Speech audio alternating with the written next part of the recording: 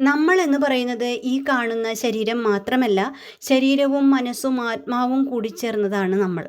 അപ്പോൾ നമ്മുടെ ശരീരത്തിന് വേണ്ടിയുള്ള ആഹാരം മാത്രം നമ്മൾ കഴിച്ചാൽ പോരാ. ശരീരത്തിനായി നല്ല ആഹാരം കഴിക്കണം, വെള്ളം കുടിക്കണം, ആവശ്യത്തിന് വെള്ളം കുടിക്കണം, നല്ല എക്സസൈസുകൾ ചെയ്യണം.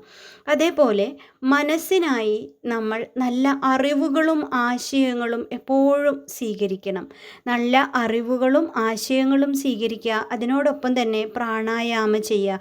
പ്രാണായാമം ചെയ്യുന്നത് മനസ്സെന്ന് പറഞ്ഞാൽ നമ്മുടെ ചിന്തയാണല്ലോ. അപ്പോൾ നമ്മുടെ ചിന്തയെ നിയന്ത്രിക്കാനായി നമ്മുടെ ശ്വാസത്തെ നിയന്ത്രിച്ചിട്ടുണ്ടെങ്കിൽ തന്നെ നമ്മുടെ ചിന്തകളെ നിയന്ത്രിക്കാനായിട്ട് നമ്മൾക്ക് സാധിക്കും.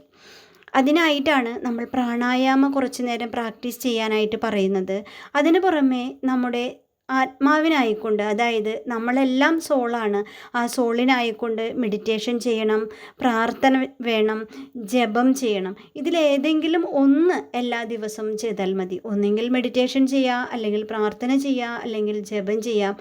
മൂന്നും ചെയ്യണമെന്ന് തോന്നിയിട്ടുണ്ടെങ്കിൽ മൂന്നും ചെയ്യാം. ഇതിനായി നമ്മളൊരു അരമണിക്കൂർ നേരമെങ്കിലും ദിവസവും മാറ്റിവെക്കണം.